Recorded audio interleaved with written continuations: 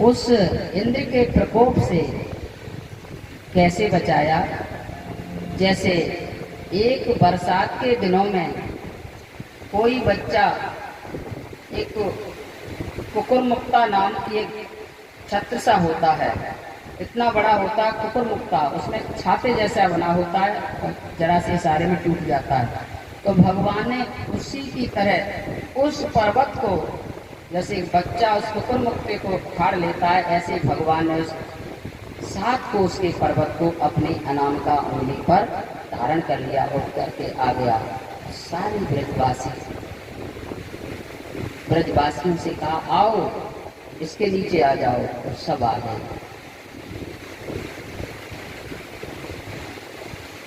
मेरी छतरी के नीचे आ जाए, क्यों भीगे राधा खड़ी खड़ी। कहते हैं आप लोग, अब आपका क्या अर्थ है, आप क्या लगाते होंगे। यहाँ छतरी माने है 7 कोस का पर्वत, कहते हैं आ जाओ इसके नीचे, कोई संकट कोई प्रभाव नहीं पड़ेगा उस इंद्र का। आ गए सभी लोग, और भगवान उस उंगली पर उस पर्वत को धारण किए रहे। अब 4-5 दिन हो गए, कुछ खाया पिया नहीं, 4 दिन हो गए। मैया यशोदा जी ने कहा सभी ब्रजवासियों से, हे ग्वाल वालों, अब लाठी डंडे लेकर के इस पर्वत को आप लोग सारा दो, ताकि हमारा लाला कुछ नाश्ता पानी कर ले। सभी ब्रजवासियों ने लाठी डंडे उठाए। भगवान ने कहा ये बताओ, मैं धीरे धीरे अपनी उंगली को हटाऊं या एकदम हटा लूं। ऐसा भगवान ने कहा, और धीरे से उंगली को नीचे कर दिया, और जैसे ही उंगली को नीचे किया धीरे से, वैसे पर्वत उनके सिर पर आने लगा। सभी ब्रजवासी, सभी ग्वाल बाल चिल्लाने लगे, नहीं नहीं, ये भाई लाठी डंडे का काम नहीं है, ये तो कन्हैया की उंगली का कमाल है, ये तो यही धारण कर सकता है, हमारा आपका काम नहीं है। श्रोता बंधुओं, भगवान ने जो कहा है सो करो, भगवान ने जो किया है वो आप नहीं कर सकते।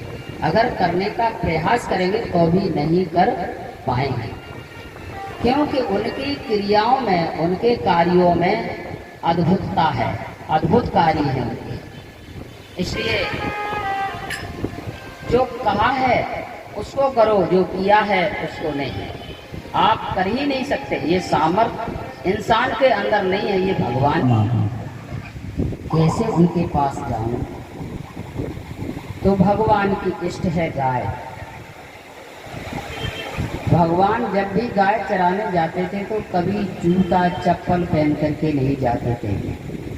जैसे आप मंदिर में जाते हैं तो जूता चप्पल, पूजा स्थल पर जाते हैं जूता चप्पल नहीं धारण करते हैं। इसी प्रकार से जो इष्ट होता है, जो पूज्य होता है, देखो इष्ट शब्द जो है वो आप लोग नहीं समझते होंगे। इष्ट का मतलब क्या होता है? जैसे किसी का इष्ट कृष्ण है, किसी का राम है, किसी का दुर्गा है, किसी का शंकर है। अगर आप सबको राम कृष्ण दुर्गा शंकर आदि, विष्णु शंकर सबको अगर मानेंगे तो ये सब तो इष्ट नहीं हो जाएंगे। इष्ट तो एक होता है। जैसे कोई घर में कोई बहन है या कोई आपके बेटे की पत्नी है, तो जो पति तो एक होगा, सम्मान तो सबका करेगी, माता का करेगी, पिता का करेगी, अन्य परिवार जनों का करेगी, लेकिन जो स्थान पति का है वो स्थान दूसरों का नहीं होगा। जो मान्यता, जो हृदय में स्थान एक पति के प्रति समर्पित है वो सब जगह नहीं है। इसी प्रकार से जो इष्ट होता है वो आपकी श्रद्धा है। आप किसको इष्ट बनाना चाहते हैं? आपकी अनन्य श्रद्धा कहाँ पर केंद्रित होती है?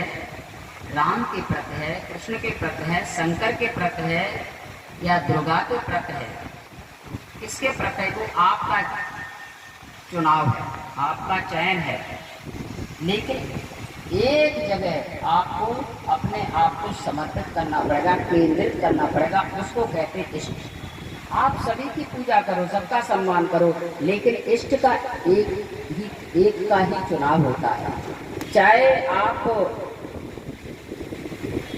किसी के प्रति श्रद्धा रखें, हमारे इष्ट तो भगवान श्री कृष्ण हैं, जो गुरुदेव ने बताया है। आपके इष्ट भगवान राम हो सकते हैं, शंकर हो सकते हैं, दुर्गा हो सकते हैं, जो भी आपका भाव बने, इष्ट एक होता है। तो भगवान श्री कृष्ण की इष्ट है गाय।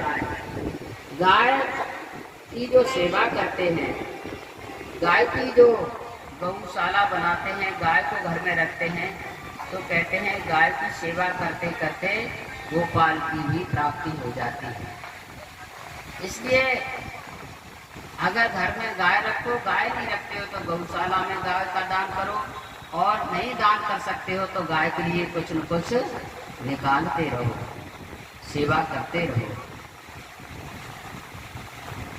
भगवान गाय की, कामधेनु गाय की पूंछ पकड़ करके आते हैं, और भगवान ने गाय को प्रणाम किया।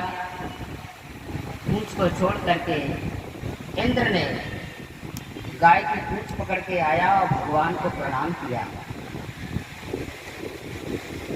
प्रभु मुझे क्षमा कीजिए, क्षमा कीजिए, मेरे से भूल हो गई, गलती हो गई। भगवान ने कहा तुमने अभिमान किया, अब तुम्हारा अभिमान नष्ट हो गया, अब त्वाहम शरणम गता, अब तुम मेरी शरण में आए हो और अपने अभिमान को जड़ से खत्म करके आए हो। कहता है ईश्वरम गुरु मात्मानम, आप मेरे स्वामी हैं, गुरु हैं, मेरी आत्मा है, मैं आपकी शरण में आया हूँ। ये कह रहा है इंद्र। भगवान कहते हैं तुमने अपने अभिमान को नष्ट कर दिया, ऐसे नष्ट कर दिया जैसे खेत से कोई किसान मूली को, गाजर को जड़ से उखाड़ के फेंक देता है, ऐसे आपने अपने अभिमान को नष्ट कर दिया।